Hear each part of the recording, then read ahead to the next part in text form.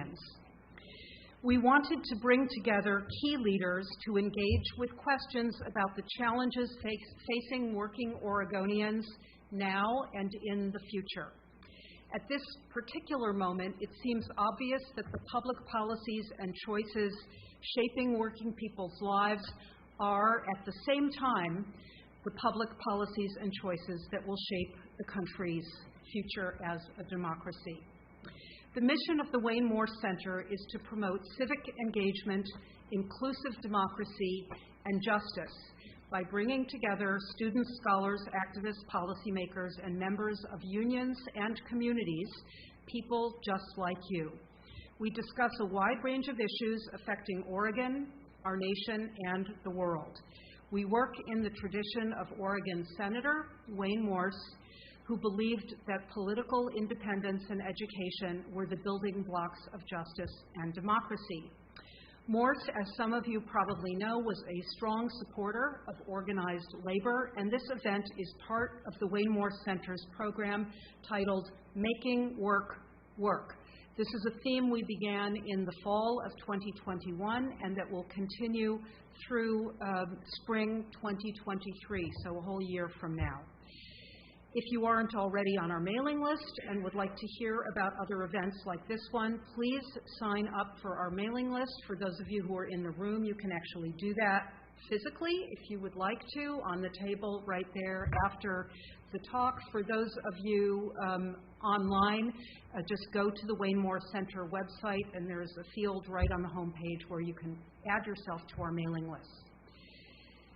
We have three really wonderful panelists this evening, and let me just introduce them very briefly, and then I'll tell you something about the format you can expect.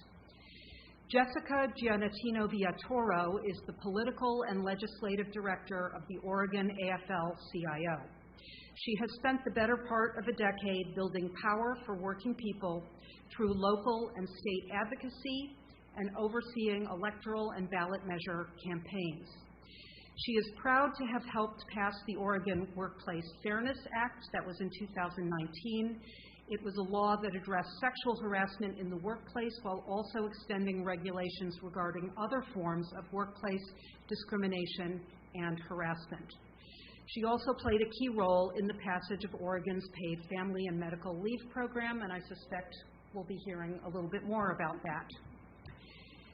Sarita Gupta right here is the occupant of this year's Wayne Morse Chair for Law and Politics. We're really thrilled to have her here for an extended visit. She's a nationally recognized expert on the economic, labor, and political issues affecting working people. Sarita Gupta is Vice President for U.S. Programs at the Ford Foundation, where she also directed the Future of Workers program. Before that, she was Executive Director of Jobs with Justice for many years, and in that role, she led the fight to build the power of working people on the ground, online, and in public policy and research. She was also a co-founder and co-director with iGenPoo of Caring Across Generations, which set out to change the way we think about, organize, and compensate caretaking labor in the United States. They defined caretaking as essential infrastructure long before the pandemic made it obvious to many of us that caretaking, work that is still largely done by women, holds up the entire economy. Okay, and then Val Hoyle, at the end, is Oregon Labor Commissioner. She was elected to that position in 2018. Prior to that role, she was an Oregon State Representative and House Majority Leader between 2009 and 2015.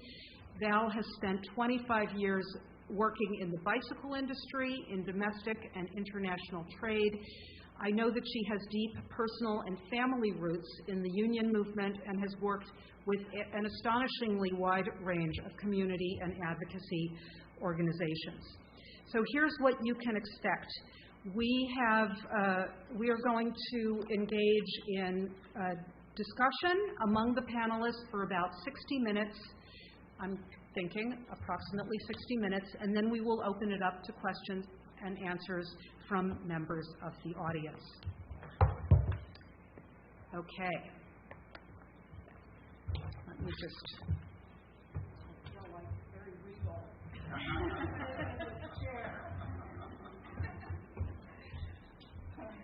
should. Okay. I'm going to want to pass it around. Yes, of course I will. Thank you. Okay, so I thought we might ask each of the panelists to just offer some opening reflections on this particular historical moment, whether we think about the pandemic, I've already mentioned that, whether we think about the Great Resignation, which I've also heard Sarita call the Great Refusal in recent weeks, the visibility and kind of remarkable public support for efforts to unionize around the country. It seems clear to many of us that labor is having a moment. But what kind of moment is it? What particular opportunities and challenges do each of you think this moment presents? You want to start? You want to speak to Oregon first? Sure. I would like to think we are in more than a moment. Striketober began, right? And then, all the comms people were like, well, we're in November. Now we're in December. And, you saw that in Oregon. There were bakery union workers on strike in North Portland, a historically black neighborhood. We've seen that with the Oregon Nurses Association is marching tonight on their employer because they haven't been able to get a fair shake throughout the pandemic either. And I think one of the things that keeps coming up, I think regardless of where you are with Oregon union members or workers across the country, is how failed federal labor law is, right? The NLRA and the NLRB oversee all private sector relations across the country, and it's broken, right? In 40% of all union elections, employers are willingly breaking the law, and that's because they can get away with it, right? We know that workers are fired when they're joining with other members to form a union, and right now there is no penalty when an employer does that. Do you know what they're charged with doing? Do you know what, if a worker goes to the NLRB and they succeed, the only thing that they're getting is backed wages. There is no disincentive for an employer to follow the law regardless of what state you're in. So I think the second part of this is like, what should we do about this, right? We're in a moment that hopefully sustains for longer than 6 or 7 months because workers are fed up. They dealt with all of the poor treatment through the pandemic. If we think about the workers who gave the most, they were janitors, they were caregivers, they were folks who had to show up when frankly I didn't, and they got a really poor shake. And now we have folks that are coming back to work saying like, I worked at home for 2 years and I was really productive through a global pandemic. What do you mean I have to sit here from 9 to 5 and you're going to monitor my breaks? And I think that, we need to reframe the way that those folks have to organize, because what's working right now is people learning about their rights and exercising their rights, but if their rights are fundamentally broken, then that's not going to get us as far as we need to go. So I would say we should pass the PRO Act, and the Senate should do that so that we can make sure that the National Labor Relations Act and the NLRB have the strength that they need to make sure that workers have a fair shake when they are being as great as they are.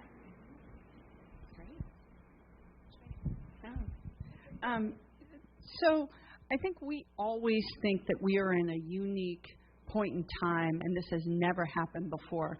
Let me be clear, this has happened many times before with all, but it just looked different depending on where it was. Workers are always trying to get fair treatment, and, there's that employer-employee, I don't know, management and labor power struggle. But, where we are right now is over the past 40 years, if we think about, and maybe I got the time wrong, but if we think about in the 1970s, right, a person could buy a home, they could have one parent stay at home, they could have a car, they could send their kids to college, they could afford vacations, they could have a good quality of life on one income. And then over that time, that stopped happening, right? And we started getting used to a new normal where you had to have 2 people working, sometimes multiple jobs, to afford daycare. I know my husband and I, we had to work split shifts because otherwise we couldn't afford daycare. And so for a fair period of time, employers have had a lot of power, right? And things are switching, both in the pandemic and because we've had workforce shortages. Now, there are tools at the federal level when workers start getting more power, whether it's interest rates or it's a number of different things, lack of enforcement of the laws that protect workers. But right now, at this point in time, employers need workers.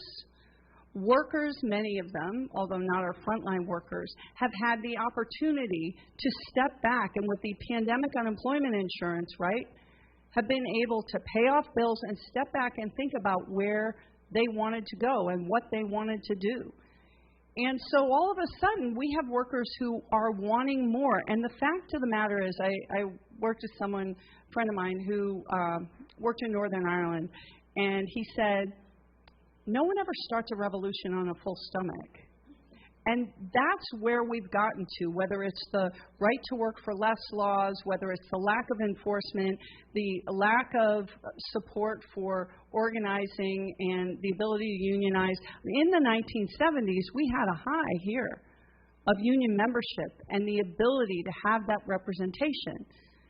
And we no longer have that. And I think workers are getting fed up, and also employers understand that in order to get a workforce, they need to treat their employees better. But when I think about, and I think it was something Jess said, we had 102 transportation workers, bus drivers, transport drivers from ATU that died of COVID. 102, because they didn't get to not come to work.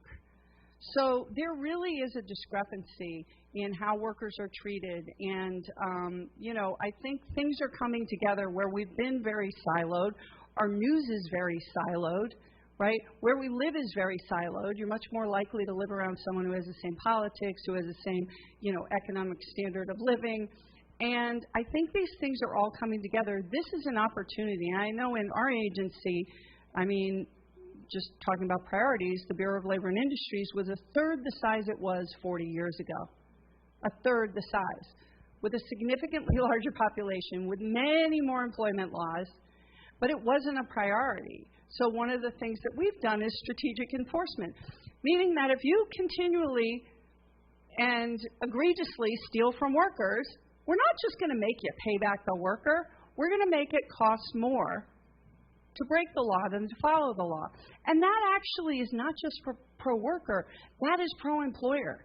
Because if you level the playing field by making sure that bad actors pay more when they break the law, that helps businesses that want to follow the law. I also, and I will get into this later on, I do think there is an opportunity to deliver education and workforce training differently for the 50% of jobs that need more than a high school education and less than a college degree.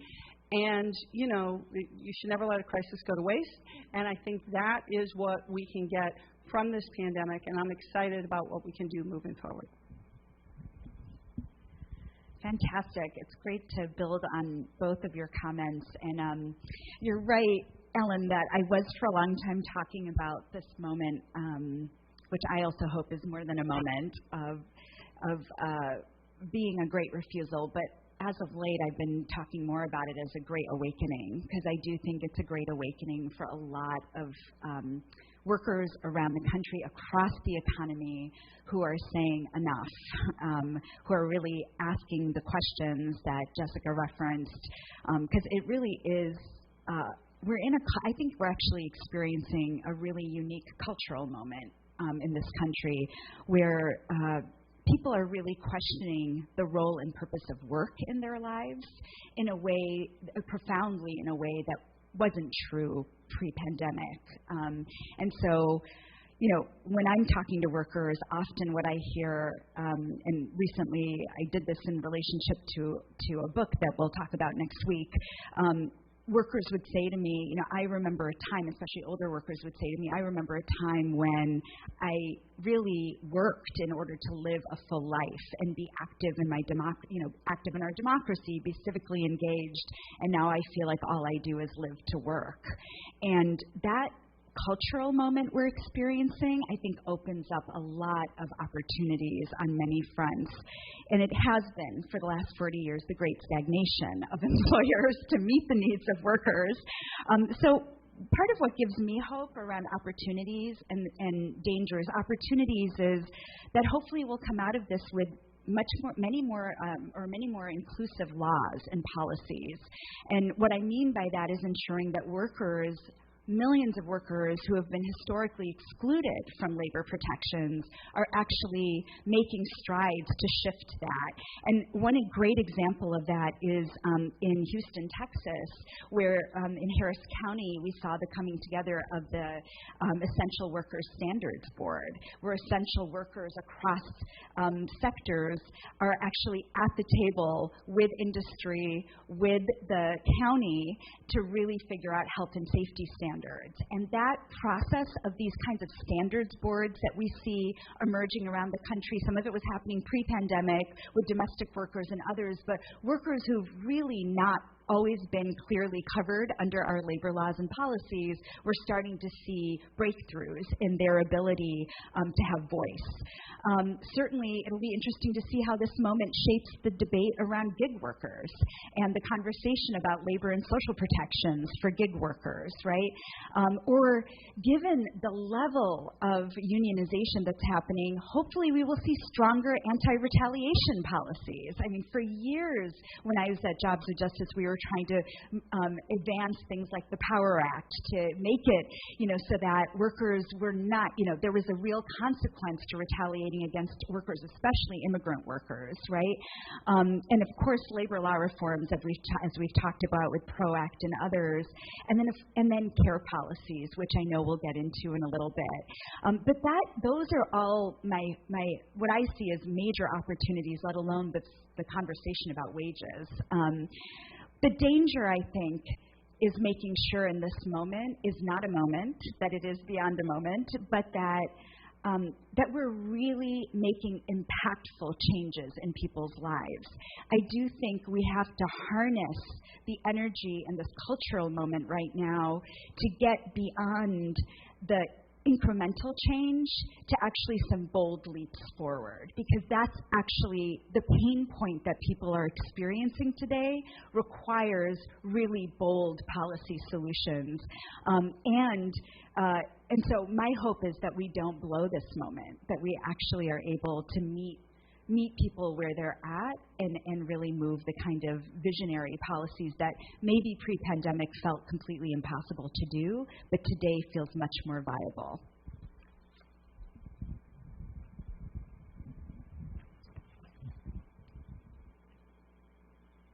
Considering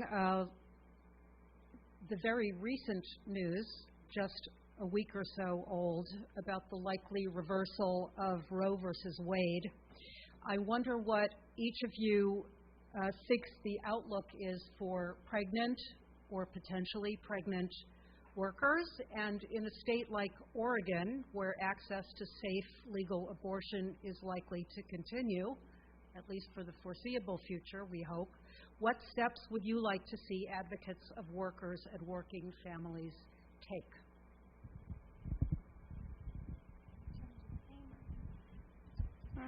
We'll just change who's first. So I think sometimes people don't connect sort of the right to access to reproductive health care and pregnancy protections with work and employment. And we saw that with some of the Supreme Court decisions that said, well, if you're a religious organization, then you shouldn't have to pay for abortion or birth control. Now, I will tell you that as a young woman, I had to take birth control for a medical reason, other than pregnancy protection, which is in itself still a medical reason that shouldn't have to talk about.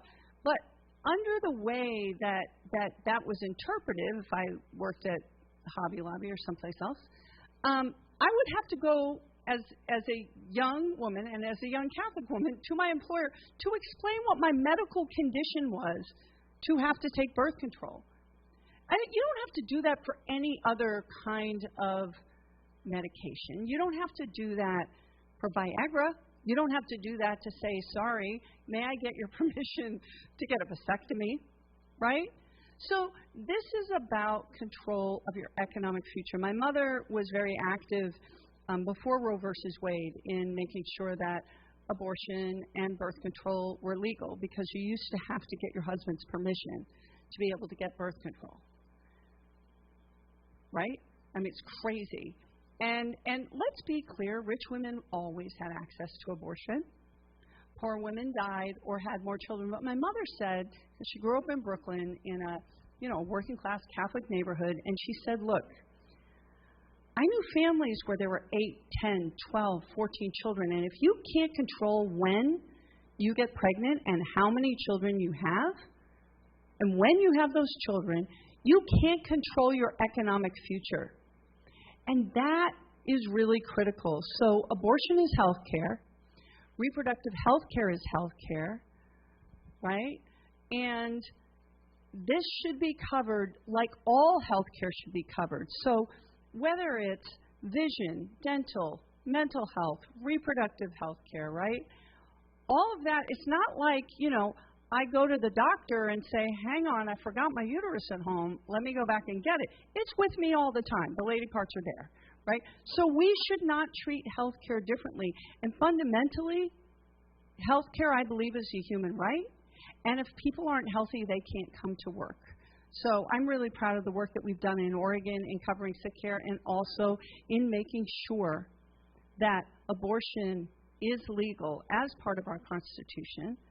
But we have already seen refugees coming from Texas and Idaho, and that means that women are waiting longer to get abortions, which means it's less safe. So fundamentally, this is part of health care, and I don't think we can pick and choose what part of health care that we're going to pay for employees and employers. It is better that health care decisions be made between the doctor and their patient, regardless of what it is, and it should 100% be covered universally, because that's better for employers, that's better for employees, and we need to protect these rights. Thanks, Val.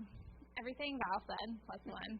I think just like Val's mom said, we know that the biggest economic determinant in a woman's life, and I would imagine anyone who can become pregnant's life, is when and if she has kids. The most likely determinant for a woman ending up in poverty is pregnancy. That is true fundamentally across the board. I think what's important about this question that you raised, Ellen, for Oregon is, Oregon did pass the Reproductive Health Equity Act, which is the most progressive pro-abortion law in the country. And for Oregonians east of the Cascades, especially for BIPOC and low-wage workers, access is already limited. And there is no right when you don't have access. And we know that that's going to be increased, just like Val said, by folks needing to come into Oregon, across those borders. And, Guttmacher estimates that 234% of out-of-state patients, an increase of 234% of out-of-state patients will come to Oregon. At a minimum, that will mean that Oregonians see a reduction in care of 35%. And abortion is not like a root canal, right? When you need an abortion, you need it now for all of the reasons. So I think we all need to be really clear that abortion is still a right in Oregon, and it will not remain accessible to everyone unless we take further steps. We know that the Reproductive Health Equity Act is not being enforced to the degree that we need it to be. We have all kinds of plans that are exempt because state law cannot regulate them, whether or not they're ERISA trusts that most private sector union members fall under, or you're at Providence, or frankly your insurer just doesn't want to pay for it. Over half of Oregonians aren't actually getting the coverage of the Reproductive Health Equity Act, which is too many. So I think there's a big push to make sure that the agencies that regulate the insurance plans are making sure that folks actually have access in Oregon. Great. So just in human terms, the repeal of Roe will mean that a person in a banned state will need to travel across state lines or multiple state lines to a safe harbor state or a retention state and pay $400 or more for an abortion. And that does not include what they will also need to pay for in terms of lodging, potential child care needs, and travel costs, right? So it does mean, as both Val and Jessica have said, women will be forced to carry unwanted pregnancies. That is the reality of what is going to happen. And that results in poorer life outcomes, that we know. So there's a lot that I think workers' rights advocates can and should be doing in this moment. One is, I just have to say, I was really thrilled to see that unions are coming out and actually taking positions on this. And I don't say that lightly. Actually, prior to workers' rights work, I was a reproductive justice activist and organizer for years. And that was not what was happening in the labor movement. So first off, kudos and thank God for women leadership of labor unions right now and of the AFL-CIO, if I may add, who's willing to actually center the conversation around what's happening to women and people of color in this way. So one is that. The second is that many unions have been talking a lot about bargaining agreements and making sure that their bargaining agreements are in fact holding true to seeing abortion as health care and covered under providers. The second thing that's fascinating to me, given, we know once this repeal happens, 26 states are going to have already passed laws that will ban abortion. So that will just trigger those 26 states.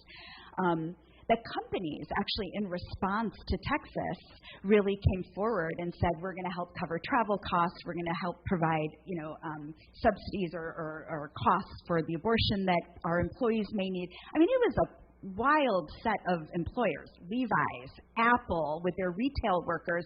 Levi's actually included part-time workers, by the way.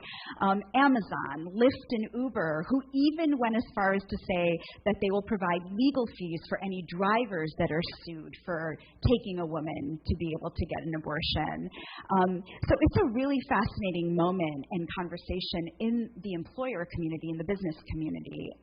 So we'll see what happens. But for workers' rights advocates, I think there's two really important things to be thinking about right now beyond all of what we just said.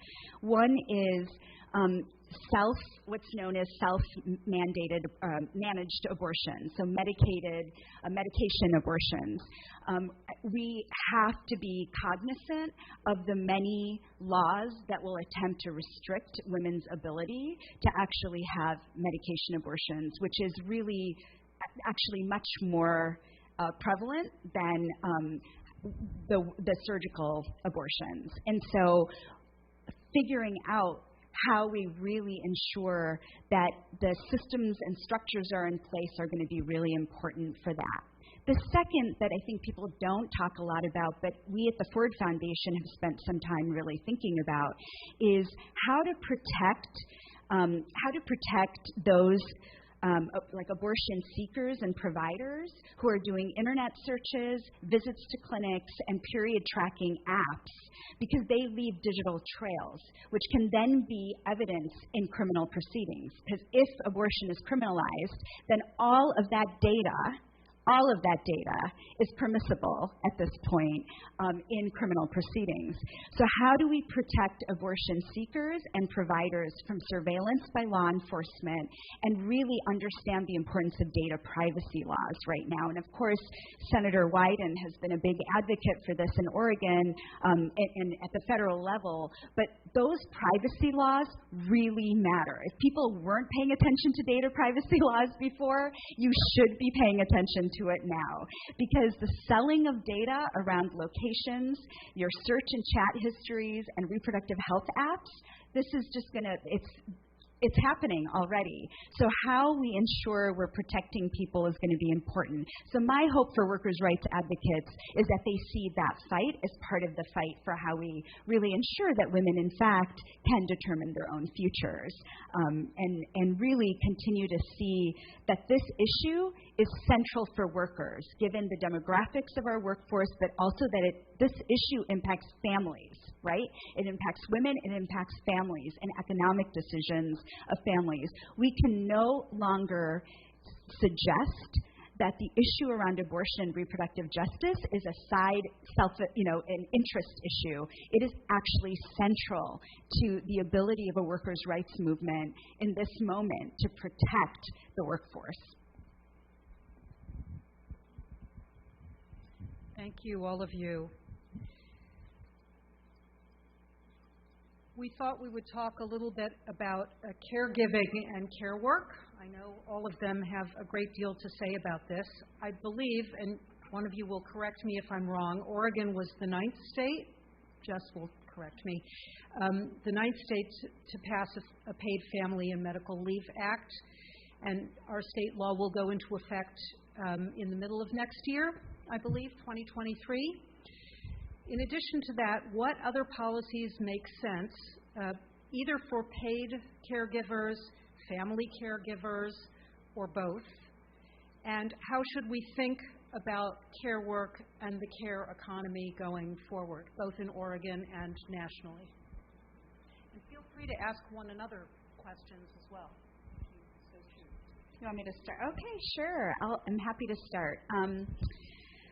First of all, oh my gosh, people are talking about care policies, and people actually use the term care economy. What an amazing moment and opening we're in. And I say that as somebody who, as Ellen shared, has been working on the issues of caregiving and care workforce for many years now. And I remember when we started the Caring Across Generations campaign, the idea of a care economy was something that we were often laughed out of the room. Like, come on, let's talk about the real economy, right? So it's a really incredible moment. So I guess the way that I think about care policies is in 3 buckets. One is, how do we ensure that there are more policies that create or expand access to affordable care options for families? And for me, care is not only about child care, it is about elder care, it is about care for oneself. And that is really, really critical. So affordable, accessible options. The second is, how do we support for families, support for family caregivers? And this is really important. There's unpaid family caregivers, people who have left the labor force to care for their loved ones, and then there are those of us who are in the workforce who also are caregivers. And we are so behind in terms of having policies in place to really support people's ability to stay in the workforce and care and manage their care responsibilities. So I think we need a whole robust set of policies, including, that's inclusive of paid family medical leave, for example. Or in Hawaii, we passed a few years a Kapuna caregiver law, which provides a financial benefit for working family caregivers so that they can use that money in whatever way is helpful for them to stay in the workforce and provide care supports to their family members. And then the third bucket is making care jobs good quality jobs, right? These are the jobs of the future. People talk, I'm in all these future of work spaces where people talk about the jobs of the future and never want to talk about care. The pandemic has definitely changed some of that, but these are the jobs of the future, and they can and should be better quality jobs. So for me, policies are childcare, early learning for all policies, paid leave for all policies, long-term supports and services, making sure there's more home and community-based services that are available, accessible, affordable for families. And then, of course, with the care workforce, better wages, benefits, making sure these are good quality jobs. And one thing on the care workforce is so many of care workers, especially if you are home care workers, can often be excluded from the Fair Labor Standard Act and National Labor Relations Act, especially domestic workers. This is a lot of the work that I was doing with them. And seeing the opportunity in this moment to actually pass policies that ensure they have a voice in shaping the policies, the care policies moving forward. So in Seattle, having the Domestic Worker Standards Board really matters in terms of setting the quality of work and the training opportunities and much more. We need more of that. And I can't resist, I just want to share one other piece on the care workforce if people have not followed this, but born out of the domestic worker movement was a gig worker advocate organization that actually negotiated and launched its first pilot partnership with Handy, which is it's house cleaners on a platform, but was able to win $15 minimum wage, was able to win paid time off, was able to win a grievance process. If we can extend that into the care industry and the platform companies in the care industry, that would be huge. So I guess I'm saying we have to get really creative and innovative in this moment about the types of policies and practices and norms on the employer or platform or company side to make it possible to make sure there are affordable and accessible options. And I'll close with just saying the Bureau of Labor Statistics did a study a few years ago and found that over the course of these 5 years, over 50% of the workforce will be caring for aging parents or aging people in their families in addition to children. Over 50%. And yet we are a country that still doesn't have paid family medical leave, nor a whole plethora of care policies. And so there's a lot of work to be done. Just what I've always wanted to do, follow Sarita when we're talking about care work and the care economy. So, I'm just going to take a little bit of time to talk about workers who are caregivers, because that is the world that I spend a lot of time in. And I think Val doesn't get enough credit for this. We were, 6-8 weeks into the pandemic, and paid family leave doesn't come online until 2023. Oregon has the Oregon Family Leave Act, and schools are closed down, right? We didn't have childcare. I had 2 kids running around. This is still when I waved them back to the basement. I cared enough to make people think that I didn't have kids at home. And Val said, you know what? We're just going to make a unilateral rule change that we believe is within our statutory authority to do. We're going to say, you know what? OFLA covers when schools are closed. And let me tell you, the employer community lit up. And, they were threatening to sue everyone at that point. But threatening to sue the labor commissioner over something that is in their statutory authority to do was pretty brave. But Val did that, and she said, we're not going to let employers fire people because kids' schools are closed and there is no other option for them but to stay at home. So thank you. That mattered. And the flip side of this, you may hit me for what I'm about to say, is, I think, we pass a law in Oregon and we say, great, we're done, we're moving on, right? We've passed basic days, we've passed minimum wage, and then paid family leave is coming online. And we never go back and say, what about that didn't work, right? And I think, Sarita, when you were talking earlier about making big, bold policy changes that meet the needs of where people are, there are holes in those laws that we have lived through that have dragged families to the depths of economic peril that we didn't anticipate. An example of that was paid sick leave is limited to 40 hours. Y'all remember when our quarantine period was 2 weeks? Nobody was getting paid for that second week unless their employer policy went beyond the law. And guess what? Part of that deal that we signed off on was to preempt local jurisdictions' ability to say no. Employers in our communities need to do more. And there was nothing to fill that gap, right? We had UI programs that people were laid off, but there were all these holes that people were falling through.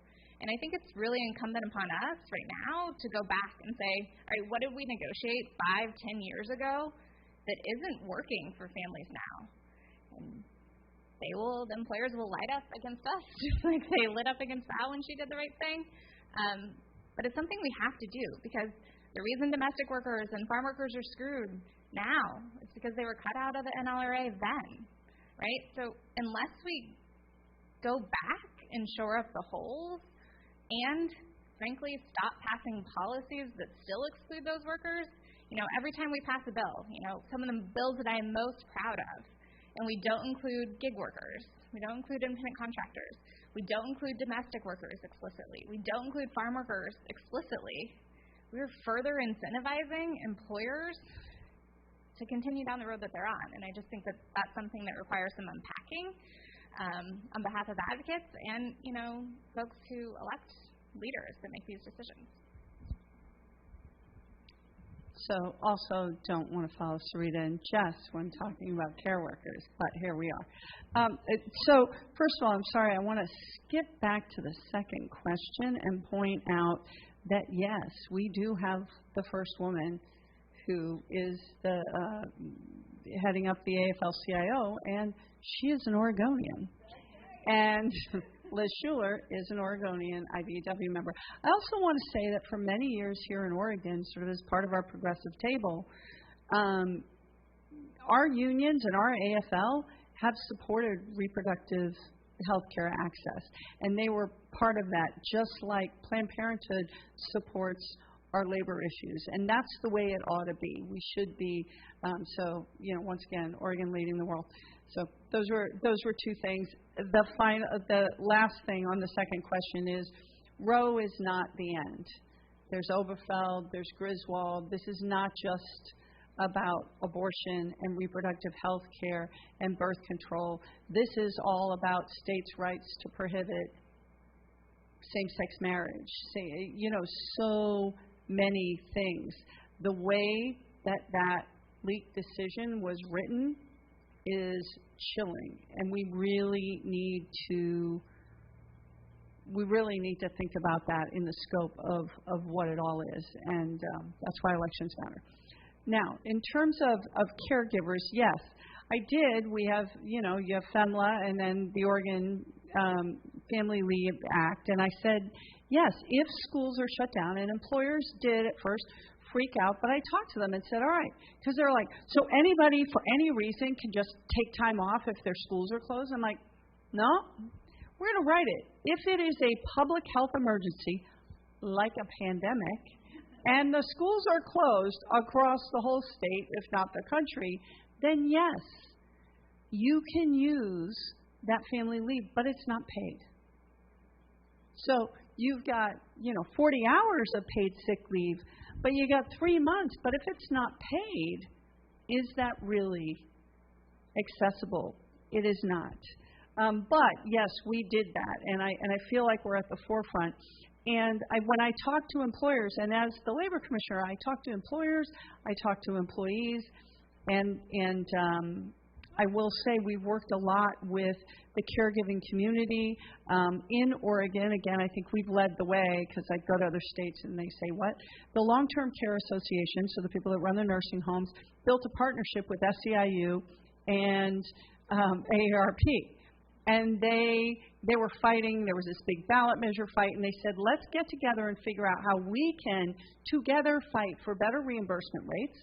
We will voluntarily recognize the union, and we will figure out how we can have a more stable workforce. Because when we think about caregiving, whether it's children, people with disabilities, or our seniors, and I am in the position where I'm trying to find care for some elder parents, and it's really difficult because state by state it's different. But fundamentally, these are our most vulnerable people in our communities. And we're paying the people that care for them. When you see advertisements for, child care for someone looking for a master's degree at $17 an hour, right? That's insane. So what we've done is we worked with AFSCME, we worked with SEIU. We started with AFSCME. We have a behavioral and mental health apprenticeship program, so caregiver apprenticeship program, because once you have that journey card, we think about apprenticeship as just being building and construction trades, right? This certifies that person as a qualified caregiver, as qualified in that area, in that industry standard. But fundamentally, we have to increase the reimbursement rates, and we have to start paying people. We have caregivers that are sitting with vulnerable adults or children, and they're on public assistance, and they can't pay for gas. And so you're going to have a lot of turnover. You've got caregivers living in poverty. You have people who are vulnerable that have worker after worker after worker because this is a job that no one can afford to take. And so if we value the people in our communities, our elders, our children, those people who need more care, then we have to act like it, and we have to pay for it. And also make those jobs, which I know people, and I talk to people all the time who do these work, they are incredibly committed, right? We need to put the importance that they deserve, and part of that is a paycheck, and part of that is the protections that we need for these vulnerable for these vulnerable members of our society. So I just think I do really appreciate the importance that President Joe Biden has put on these workers, and we need to change how we're taking care of this. There is a program, it's called the PACE program, that if you're in the PACE program, you can get into a nursing home. It pays the nursing homes extra or assisted care living. So I'm working with a parent who makes just too much, $14 a month, too much to get into that program. And she is locked out of a whole bunch of opportunities, and yet she needs care. So that means what you have is people that are living alone, where they need assisted care, that can't stay in their homes, that will end up in the hospital, that will end up costing us more money, when we could, we have an aging society, right? Us boomers, we're getting old. I'm just barely a boomer, but we're getting old. And so we need to think proactively about how we're going to ensure that people are cared for and that this is the kind of job that someone can go into, not because that's their only option, but because it is their passion, it is their mission, and they get rewarded for the work that they do. Can I just add something to that, Val? I love that you talk about the care workforce. Just to give some national statistics on this, to Val's point, 20% of paid caregivers live in poverty. 40% of them rely on public assistance. It is just unacceptable that's the reality. And Jessica, as you were talking, and so grateful for the work you've done around paid family medical leave here in the state, it's important to remember that 30 million of all workers lack access to a single paid sick day in this country. And that only 20% of all workers nationwide have paid family leave through their employers. So this is why this is such a critical set of issues. The pandemic made it clear. The pandemic is not disappearing, and this should not disappear, this conversation about care.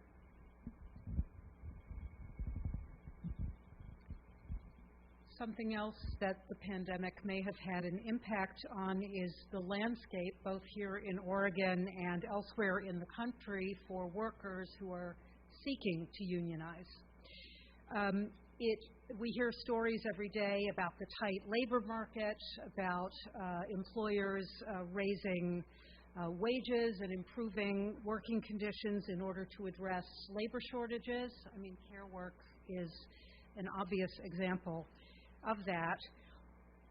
Going forward, what would you like to see this or other states, existing unions, and business organizations do in relationship to unionizing workers?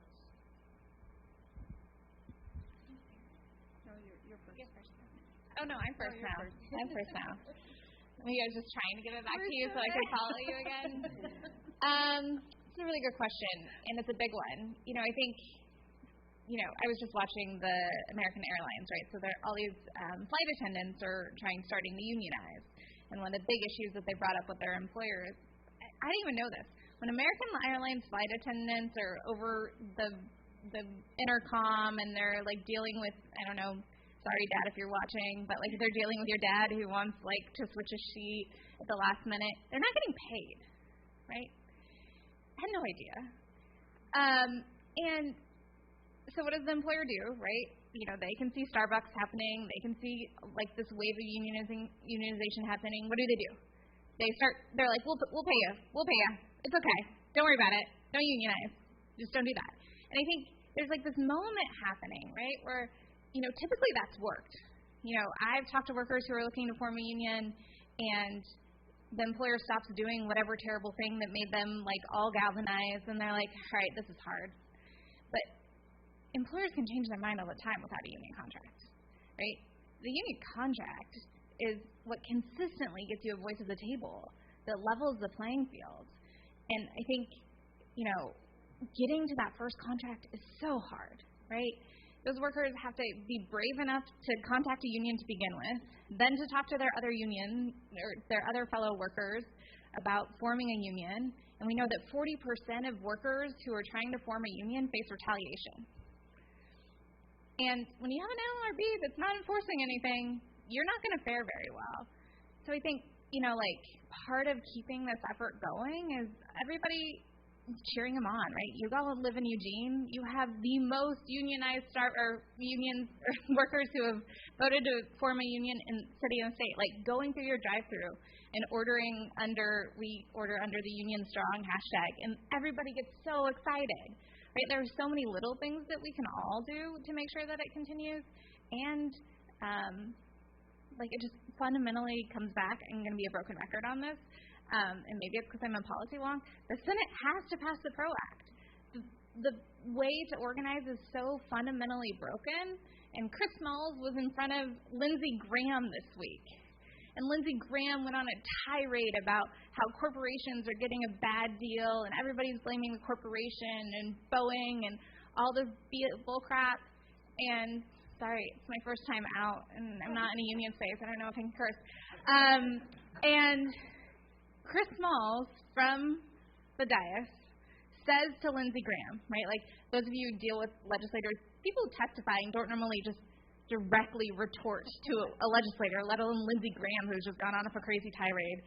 And he says, you know, you said at least 3 corporations' names. You never once talked about the workers. And that is something I've never seen a labor lobbyist do.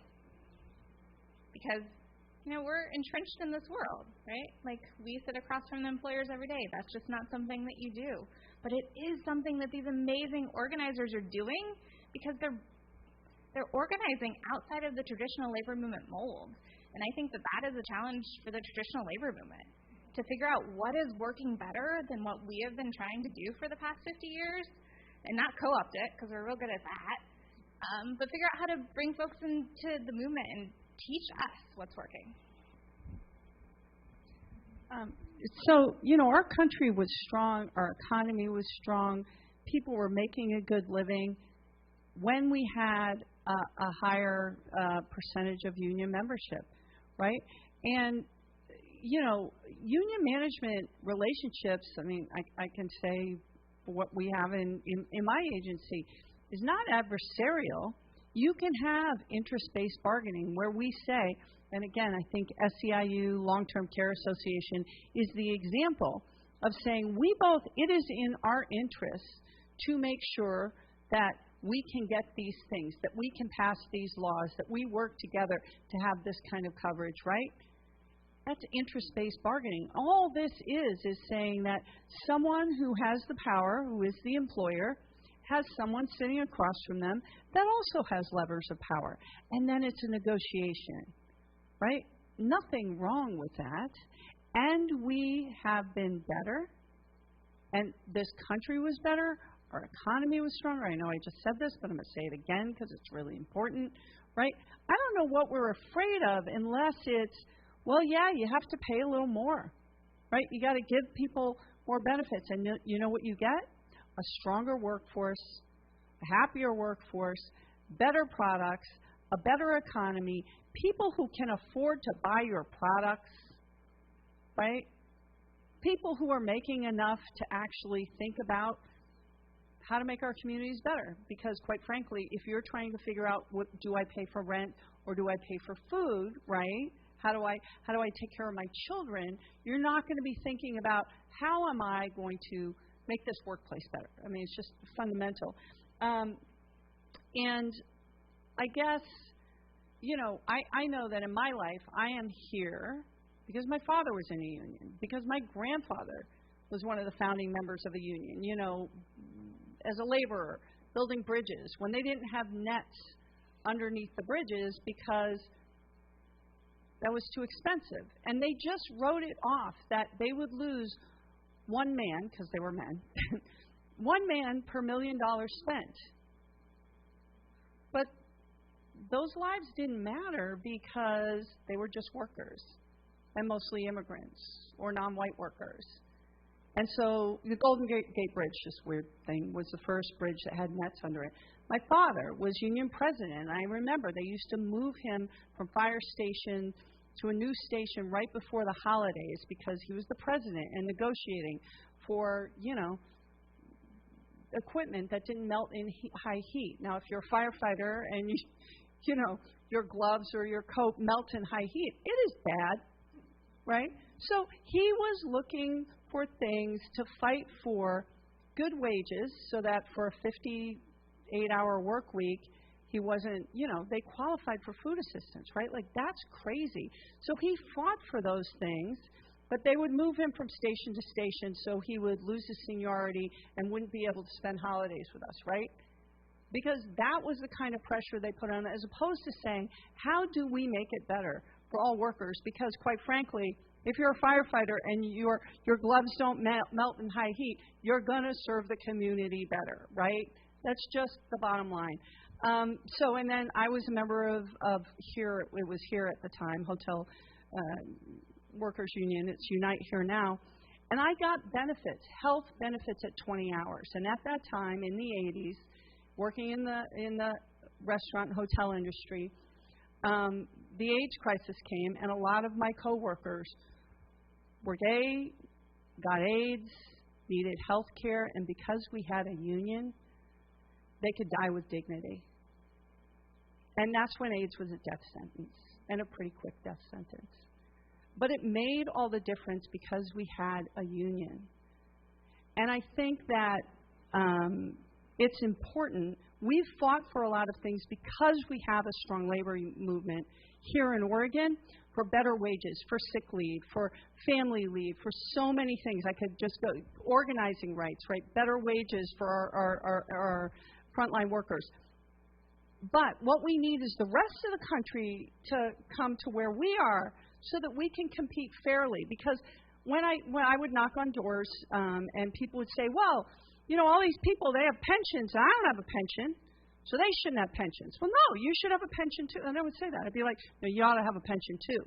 Taking pensions away isn't what we need. So fundamentally, I think unions are healthy. The management-union relationship can be healthy. It doesn't have to be adversarial. But right now, again, going back to nobody starts a revolution on a full stomach, right? So what we need to make sure is that we are protecting workers. We can pass all the laws we want, but if we don't enforce them, they don't matter. They're just pieces of paper. So I think at the federal level, passing the PRO Act, funding enforcement agencies, and I do have to give a shout out to LERC. We've worked with Rutgers and also with LERC on strategic enforcement and how to make sure that we're enforcing the laws that have been passed in our legislature in a way that protects workers and levels the playing field for those employers that are following the law. So anyway, I know that was a lot of stuff. But. Terrific. Ditto to everything that has already been said. I think my hope out of this current unionization effort is that we actually humanize who are taking risks, because people are taking serious risks right now to win dignity, agency, respect in the workplace. And there's a way in which we talk about workers as workers, and I did this, it was crazy a few years ago, we did this study and we found that most people don't identify as workers. So when we say workers, they don't see themselves in the story of what's happening. So how we actually begin to talk about it's my friend, it's my neighbor, it's my sister, it's myself, it's people in my community. You know, the students who serve me coffee at Starbucks are taking great risks and they're organizing, but how in this moment we learn to tell the story of what it means and who we're talking about feels really important to me in terms of how we get to wins, right? So one, humanizing who we're talking about that's taking risk. The second is why it's important.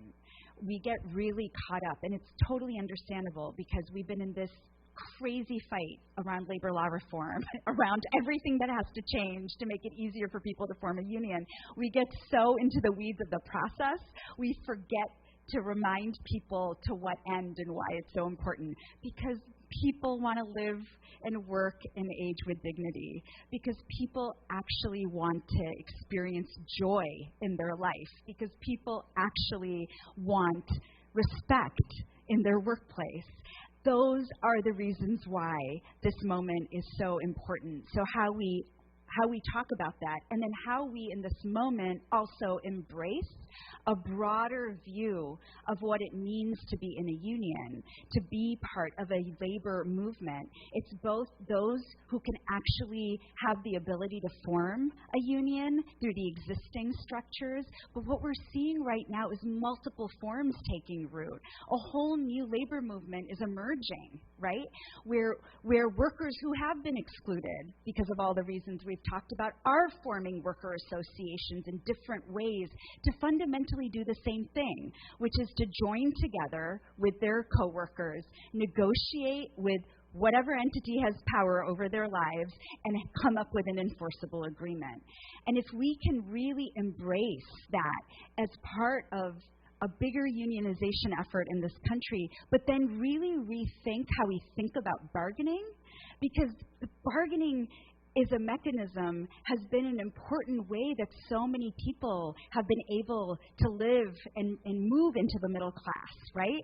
And sustain a middle class life, right? But what would it mean if we could expand our thinking on what bargaining is to extend beyond the workplace to the many different ways that working people interact with the economy as a whole? Right? In the form of being debtors, like holding student debt, to being renters. So when we think about tenant unions that are forming around the country, there's so many different examples, but this moment actually offers a huge opening for us to really get beyond the confines of existing laws and really push the envelope to build an inclusive movement where more people see themselves in the story of this moment in particular. Okay, maybe one final quick lightning round, and then I want to open it up to comments and questions from our audience. Sarita mentioned a little while ago that care decent care jobs, or we hope they'll be decent or more decent, are the jobs of the future. And I'm wondering what each of you, I know Val has a great deal to say about workforce development. You said you wanted to say something about that. So what are the most creative approaches that each of you think we should be thinking about and urging states or labor and business organizations to take in relation to workforce development? Okay, this is literally my favorite subject. So, I think that now when we look at higher education, which is critical, but we've got kids that are $100,000 in debt fighting for $15 an hour, that just doesn't make sense, right? Like when I went to community college, it was $367 for a semester, plus books. Still a lot, but for me, it was a lot, but nothing compared to what it is now. So I think, again, never let a crisis go to waste. What we've seen is that in the pandemic, things have sort of broken apart. And I was on this panel with a number of community college and university professors, and we were talking about different creative ways that we can deliver education and workforce training, and they all came up with all these ideas, and someone said, okay, what is the one thing you need to make this change? And every single one of them said, I need more money. And I'm like, no, you have to change the system, but we haven't been able to. But right now, and quite frankly, I mean, this is a higher education institution, this model is not sustainable. So we have to think about what we do differently. The University of Oregon used to participate in apprenticeships. I know you said lightning round, so I'll keep it short. But, you know, if we think about for the 50% of jobs that need more than a high school degree, less than a college education, there's a triangle, an industry standard. We're working, we just had a professional firefighter apprenticeship program, surgical tech apprenticeship program, manufacturing apprenticeship program, behavioral health care apprenticeship program, paid supervised on-the-job training, because so many people can't afford to work for free. We're working on a teaching apprenticeship program so that student teachers get paid while they learn for that industry standard. And then the certified classroom instruction can come through the University of Oregon. It can come through Lane Community College. It can come from Southern New Hampshire University. It doesn't matter. It can come from the business where they say, we're going to have this instruction here to teach you these things. Oregon Manufacturing, you know, the OMIC Center. So fundamentally, we have to break the mold of how we think of delivering education and understand that this model, apprenticeship, is not just for the building and construction trades. It is a way to deliver education that can bring money into higher education institutions, allow us to deliver the kind of training that we need to fit the workforce needs of now, because I talk to employers all the time that say, I have really good paying jobs, but I need someone that has just this level of skill. Well, let's do it. So that's my thing. Apprenticeships for everybody. I'll just be really quick. Val's talked a little bit about, and Sarita's talked a little about, like, joint labor management harmony, right? Like, you know it exists. The place where I've seen it work well is in jointly funded registered apprenticeship programs. Because if you think about it like this, if you have an employer paying into a registered apprenticeship fund and you have a union paying into a registered apprenticeship fund, they both have skin in the game about how well those workers are trained, and it ensures that they are the people putting people into the market that have those skills, right? So when we think about apprenticeships, we don't just think about apprenticeships, we think about registered apprenticeships. And the best ones, in my opinion, just because, frankly, there's a vested interest and it keeps all parties at the table and it keeps them getting along through some really rough stuff, are jointly funded apprenticeship programs. Because what I fear is that, you know, there's a pivot, right? The employers are all talking about, oh, we have a labor shortage, nobody wants to work, workers just don't want to work. We know that's not true. They don't want to work for what you want to pay them and how you want to treat them. But unless it's jointly funded, there's always going to be an incentive, if it's an employer-only funded program, to not meet the needs of the workers too. So I think that is just a key element when we talk about apprenticeships, and they get thrown around more and more and more. Quick additions to what's already been said is just the importance of pre-apprenticeship programs as a way to actually build a more diverse and equitable workforce. And there had been a lot of evidence-based sort of approaches to doing this, but just want to lift up the importance of wraparound services, right? Making sure child care supports are in place, transportation assistance is in place, so that people of color, women who are coming into some of these trades or journeys that they begin, that's the journey they begin, they can actually stay in the programs, and these wraparound services are really, really important. Obviously that there's a job guarantee at the end. I've also met too many workers who've gone through trainings where there isn't a guaranteed job in the end, which is horrifying for them. And then, of course, mentorship. But I just wanted to name that pre-apprenticeship programs are a really important way to actually reach and recruit people who are often left out, unfortunately. Okay, wonderful. Now it's your turn. Questions?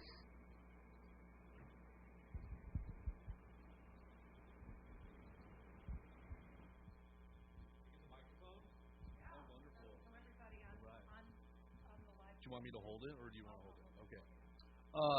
So as a proud member of the local Carpenters Union 271 and 2 teachers unions, I wanted to say thank you for all your contributions to organized labor. It means more to you it means more to me than you'll ever know.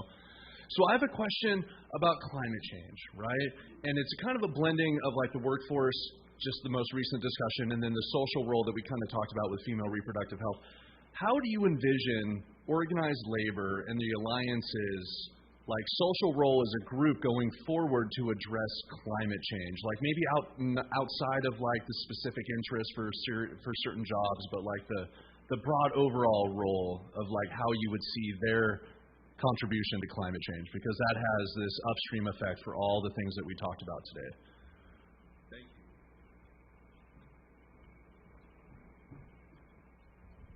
Do you want to take a few questions? Yeah. Are there other questions? I was wondering what the average worker should do if they encounter a labor violation in the workplace. Okay.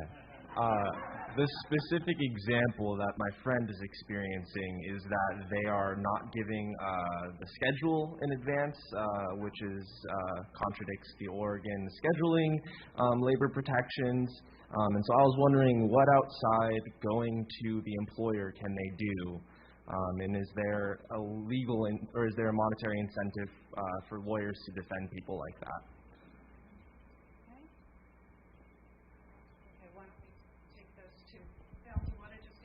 I'll just answer. So one of the first things that my team and I did when we came into the Bureau of Labor and Industries was look at the website, which was an example. I mean, people literally used it as an example of the worst website in state government.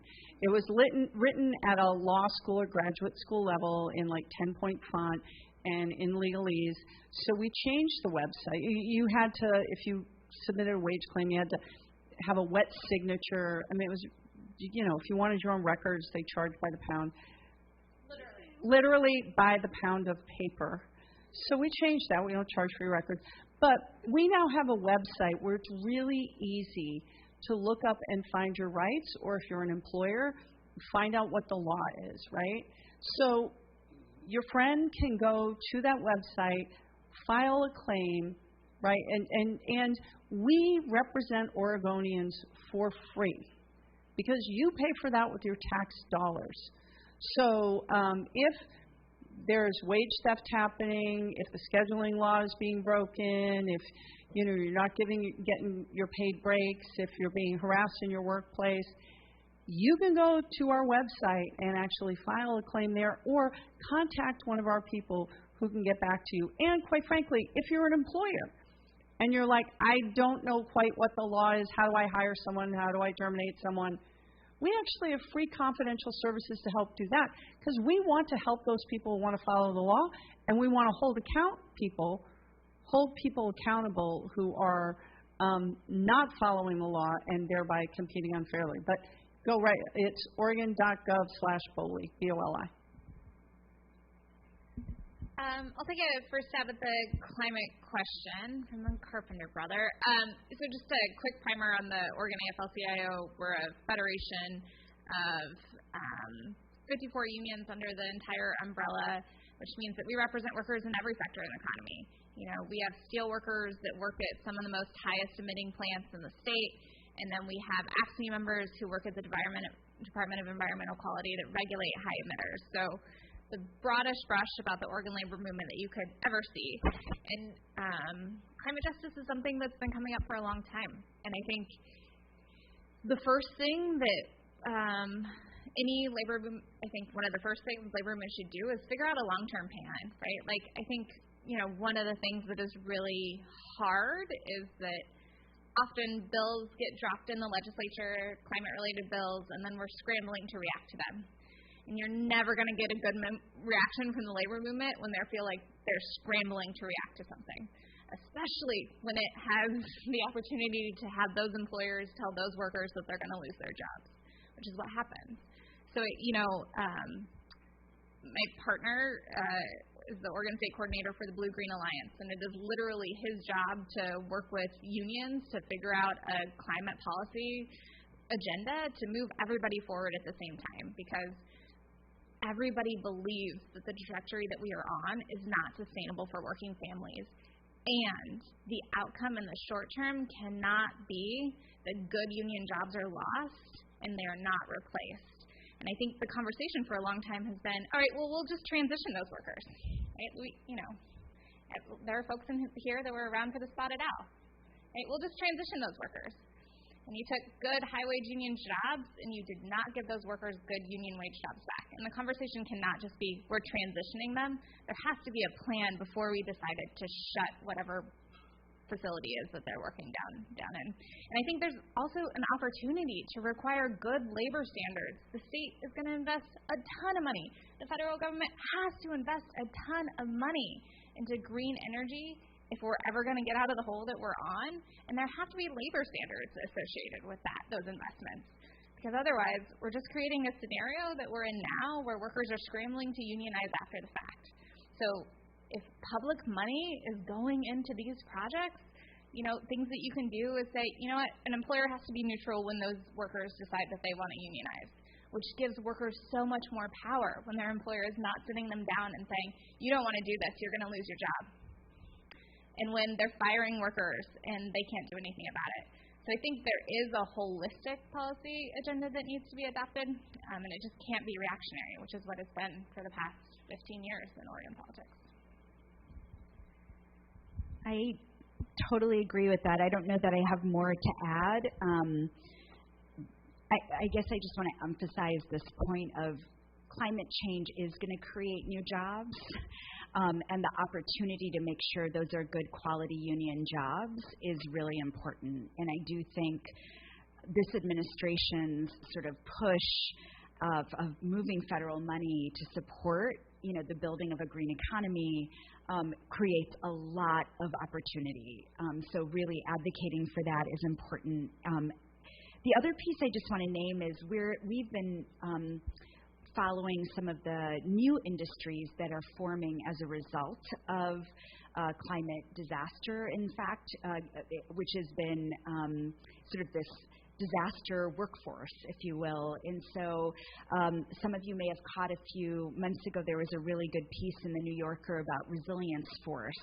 But this coming together of workers who are often workers migrating and following disasters, who are mostly immigrants, often undocumented, or they're people of color who are in these positions cleaning up and helping to restore communities or rebuild communities who experience the worst of the worst in terms of wage theft, unsafe conditions, the whole bit, who are not unionized workforces. And so there's a lot of really interesting work happening right now that the labor movement is leaning in on in places like New Orleans and Florida and a few other places to really stand with these workers to say this is actually an industry, and how do we make sure it's a unionized industry, and how do we actually make sure there's adequate protection. So this goes back to inclusivity of bringing in new workers who are finding themselves on the forefront of climate change, especially in frontline communities.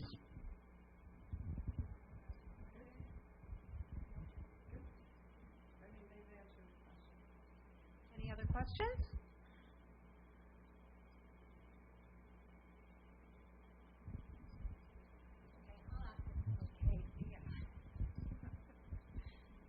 I recently heard an interview with a journalist, I think her name is Sarah Jaffe, who argues that when, sort of in the post-Fordist economy, when people started doing more creative work, when there was more tech work, people made kind of a Faustian bargain, I think is how she put it, that if you love your job, you don't need to have these kinds of protections.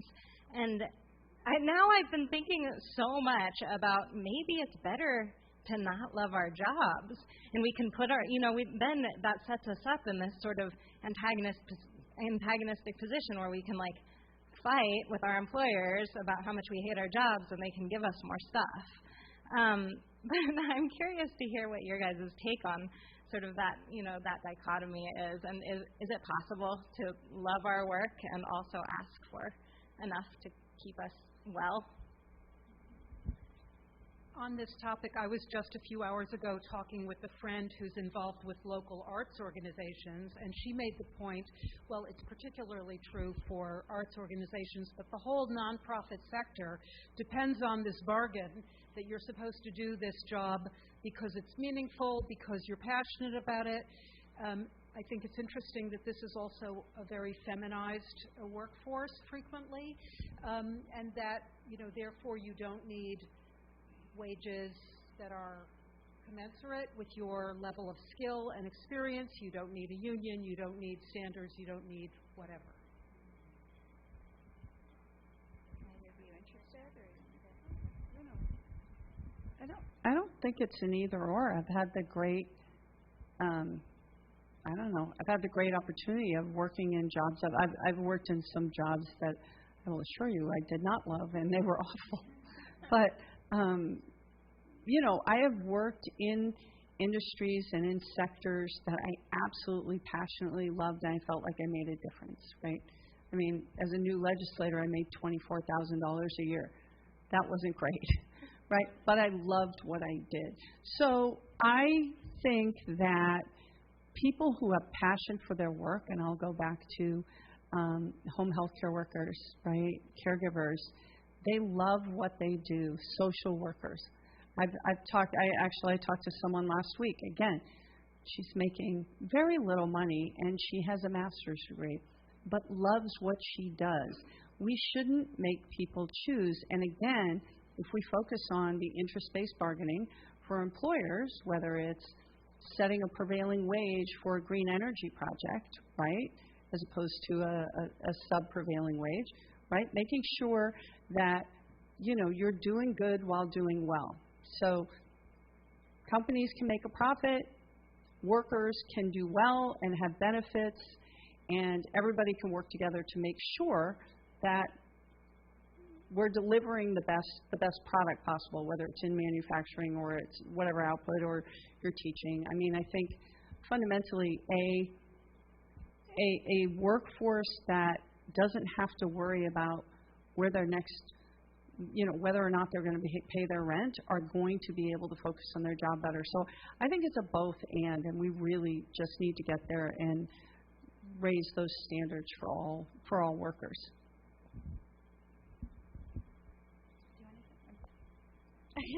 Happy to go. That's interesting.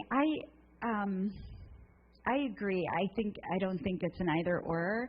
I think people can find meaning, and you want people to find purpose, a sense of purpose in the work that they do. I think we have to reorient our heads to believe that we are stakeholders in the success of whatever that work is, right?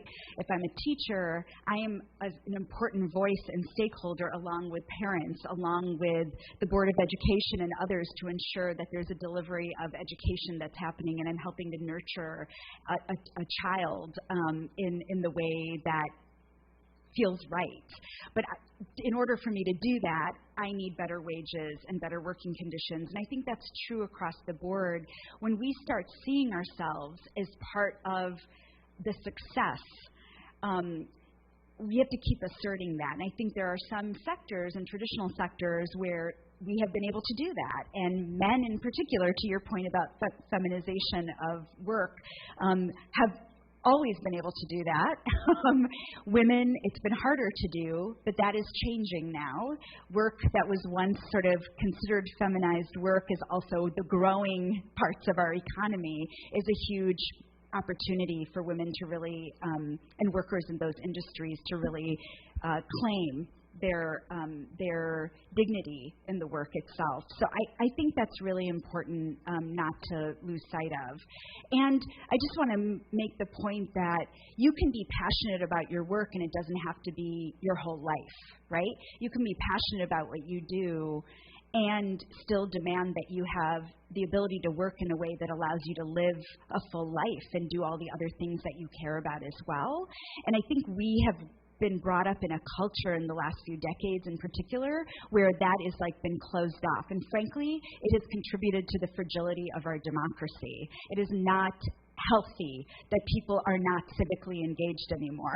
It is not healthy that people think an act of being part of democracy is just voting on election day. It has to be more than that if we're going to have a vibrant democracy. And so it speaks to even more why I feel passionately that we can't let that be the norm, that we actually have to disrupt that orientation. The nonprofit sector is fascinating. I'm actually doing a whole study right now. We're commissioning a study of organizing in the nonprofit sector. And just one fascinating fact we're finding is as more women and people of color are stepping into leadership roles in the nonprofit sector, there's an expectation that they are going to dramatically shift the culture of the nonprofit sector and meet the needs of the workforce. In a way, like there's a demand coming their way that didn't seem to emerge in the past. It's fascinating. So when you look at nonprofits, we were talking about abortion, like reproductive justice movement organizations to large nonprofits, something is happening as leadership is shifting. And I don't quite know what that means yet, other than the fact that a lot of leaders are getting chewed and they're trying to figure out how to sustain themselves in this moment. But it totally speaks to different ways of thinking about bargaining, and Val is totally right. Interest-based bargaining is really important, and I think organizing in the nonprofit sector, frankly, I say this very lovingly, but unions who are organizing in the nonprofit sector do not actually embrace or understand what it means to organize in workplaces where there's a values orientation. It is different than a corporate entity. And I know that having been at the bargaining table, when you get compared to like the CEO of Walmart and you're like, I'm not Walmart, you know, in my former capacity at Jobs of Justice. But the point here is there's a lot of culture shift that has to happen. If unions are going to organize in the nonprofit sector, we have to expand the tools that allow for there to be more interest-based bargaining and an understanding it's just a different orientation. So I look forward to what comes of this commissioned report we're doing to figure out how we can support the growth of more unionization in the nonprofit sector in a sustainable way. You know, I'm glad you asked this question. It's been on my mind a lot. You know, I think your and probably my and probably your generation, you know, we graduated college at the height of the recession, right? We saw all of our friends be unemployed. We were probably the last generation to believe that if you just do this, you'll be fine. And I think with that came a lot of this, like, scarcity mindset. And, like, I think what my generation told ourselves is, like, let's just do something that, like, we can do good at and, like, contribute and like our jobs. Because we were surrounded by a bunch of friends who didn't have that opportunity, and so we, like, really hung on to that. But I think that was a narrative that we were fed, right? It's, like, supposed to feed into the scarcity mindset. If you have a job and you graduated between 2009 and 2013, you're lucky. You were even luckier if you get to do something you want to do. And that is meant to make you complacent, right? Like, kind of what you're talking about. And I think it's everything that Sarita and Val said, right? Yes, everyone should be able to do something that they enjoy. Like, that isn't just a, I'm lucky to do that. You know, the grocery worker that works behind the clerk, I hope they get to do something that they enjoy. The Starbucks barista, I think one of the best things about their organizing campaign is that they talk about how they want to make their jobs better because they like doing them. And I do think that is kind of the moment that we're in with all of this really cool organizing. They're saying, yes, I'm lucky to have this job, and I enjoy this job, and I like what I'm doing. And I don't like that I don't have any health and safety protections, and that people are, like, spitting in my face. Like, it is a yes and. And I think that's kind of the moment that we're on this precipice of. It's really exciting. I think that's a good high point on which to end, that work is as important as it is also about human aspiration. It's about culture change. It's about democracy. I'd like to thank all of our panelists for a very wide-ranging conversation about a lot of things that matter. Val Hoyle, Jessica Giannettino Villatoro, and Sarita Gupta. Thank you all for attending, and all of you online as well. Thank you so much.